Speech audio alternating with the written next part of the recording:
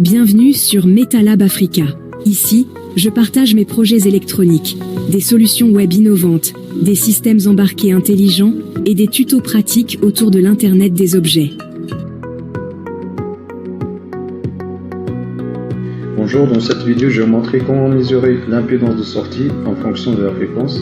Je vous invite de consulter la première vidéo qui permet de tracer l'impédance d'entrée Vin divisé par I en fonction de la fréquence. Là, on reprend le même montage de l'impédance d'entrée.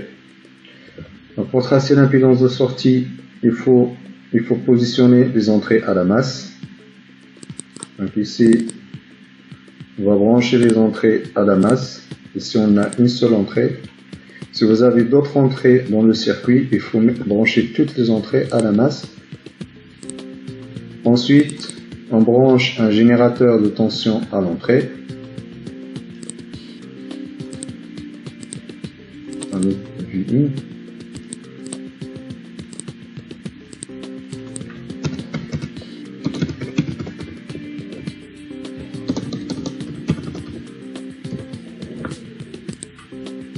Puis on ajoute une sonde du courant à la sortie.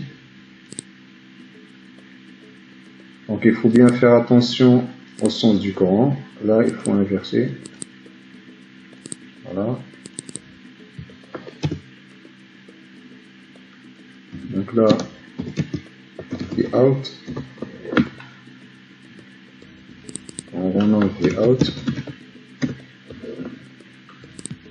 Ensuite, on ajoute le graphique de l'analyse fréquentielle, ici c'est un fréquentiel.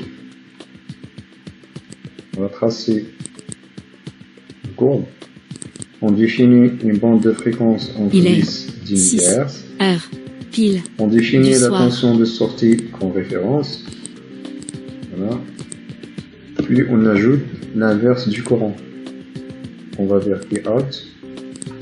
On inverse, donc on met 1 divisé par G1, on renomme la Z out.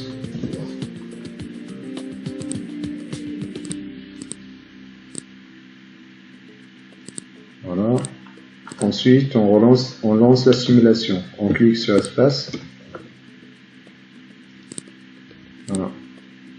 Donc là, on a un comportement passe-bande de l'impédance de sortie, donc Z out, donc avec une valeur centrale de l'ordre de moins 117 dB, donc c'est une impédance beaucoup plus faible, autour d'une fréquence de 15,9,7 kHz.